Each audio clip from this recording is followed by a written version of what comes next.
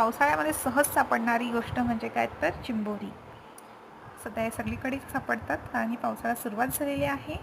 चला तर मग आज बनवणार आपण क्रॅब करी. चला तर मग आपण सुरुवात करूया यासाठी. इथे मी चिंबोऱ्या छान प्रकारे स्वच्छ साफ करून घेतल्या आहेत, चिंगळी काढून घेतली आहेत.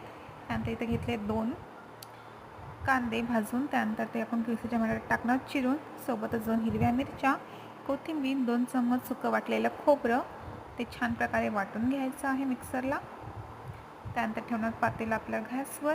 सोबतच टाकणार 3 चम्मच मोठे तेल. तेल गरम झाल्यानंतर त्याच्यामध्ये टाकणार 1 चिरलेला टोमॅटो, अद्रक लसूण पेस्ट आणि आपण रेडी केलेलं वाटण. छान तेलावर परतून घेऊया सगळं आणि झाकण देऊन थोड्या वेळासाठी शिजत ठेवूया.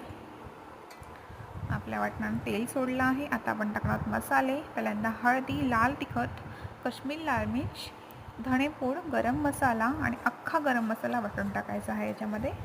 छान मिक्स करूया आणि आपल्या वाटणाचं पाणी याच्यामध्ये ॲड करूया आणि आपण थोड्या वेळासाठी शिजत ठेवूया. तुम्ही पाहू शकता आपला मसाला छान प्रकारे तेल सोडलं आहे.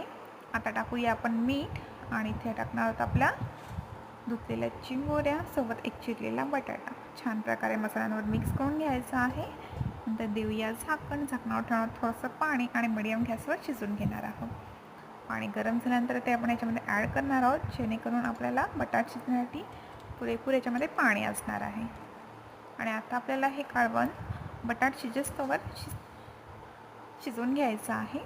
वर पुन्हा झाकणावर पाणी ठेवूया. पाहू शकता 10 मिनिटांनंतर बटाटा शिजून रेडी आहे. आता टाकणार आहोत कोकम आणि आणखी 5 मिनिटे याची झाकण देऊन वाफ काढून घेऊया. आणि आपल्या इथं कालवण रेडी आहे. चिंबोरीचं फेमस असं चिंबोरीचं कालवण रेडी आहे. तुम्हाला देखील नक्कीच आवडेल ही रेसिपी. तुम्ही देखील नक्कीच ट्राय करा ह्या पावसाळ्यामध्ये क्रॅब करी, तुम्हाला खूप आवडेल.